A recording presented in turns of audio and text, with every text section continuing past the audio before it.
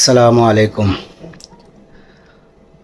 দেশ কিংবা বিদেশ থেকে যারা আমার ভিডিওটি দেখছেন, আশা করি আপনারা সবাই ভালো আছেন।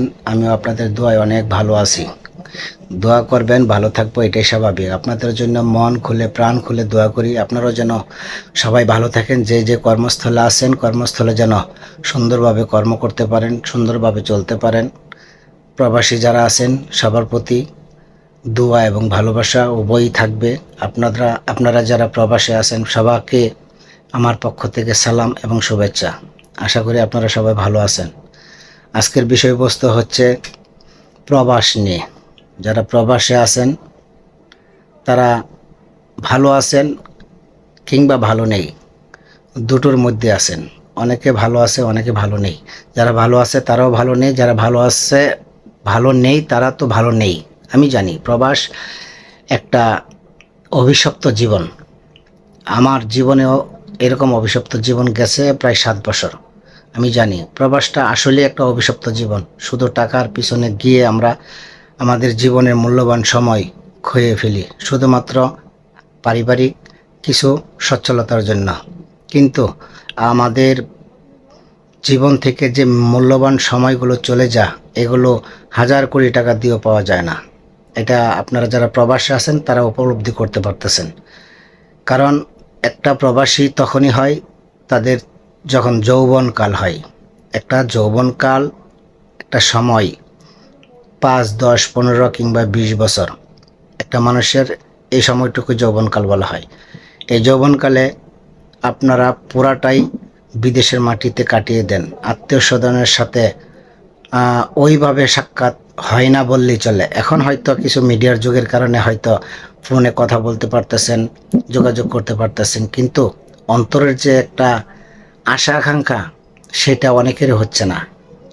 যার কারণে প্রবাস জীবন আপনার কাছ থেকে অনেক কিছু নিয়ে নিচ্ছে, যেটা আপনি আস্তে আস্তে এখন টের পাবেন না, পরবর্তীতে যখন বয়স বৃদ্ধি হবে তখন টের পাবেন।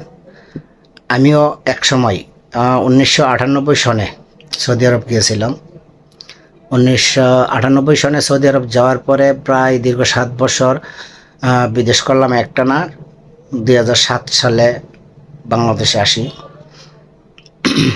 6 সালে আসি। এই 7 বছর আমি আমার জীবনে কত কিছু যে খুঁজেছি হিসাব ছাড়া। হয়তো টাকা পয়সা কারো কম কারো বেশি ইনকাম হয়, কামাই হয়, কিন্তু যা হারান বা হারাইছি এগুলো খুঁজে পাওয়া বড় মুশকিল। তবে আমি এতটুকু অনুরোধ করব যারা প্রবাসী আছেন সবাইকে, আপনাদের যতটুকু সম্ভব আপনাদের নিজস্ব কিছু আয় উন্নতি এগুলো রাখার চেষ্টা করবেন। হ্যাঁ, পাশাপাশি বাপ মা আত্মীয় স্বজন তো থাকবেই, দিতেই হবে, এটা স্বাভাবিক, এটা দিতে হবে।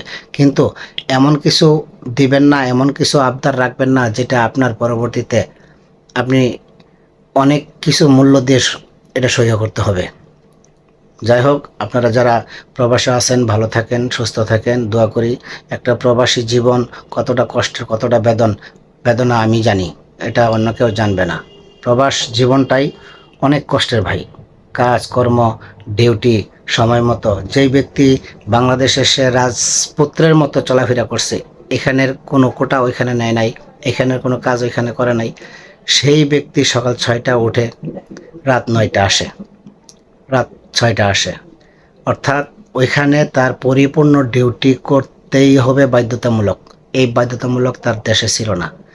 হ্যাঁ, এই জন্য বলছি যে আপনি এখানে রাজার ছেলে ছিলেন, কিন্তু ওইখানে গিয়ে আপনি অবশ্যই কর্মজীবী হয়ে গেছেন। এই কর্মটাই যদি আপনি দেশে করতেন আপনি অনেক ভালো চলতে পারতেন, আমি যতটুকু বুঝি। যাই হোক, আপনারা ভালো থাকেন, সুখে থাকেন, সর্বদাই মঙ্গল কামনা করছি আপনাদের। পাশে থাকবেন, পাশে রাখবেন। আমার ভিডিওটি ভালো লাগলে একটা সাবস্ক্রাইব করে দিবেন, আমার জন্য দোয়া করবেন। আল্লাহ হাফেজ।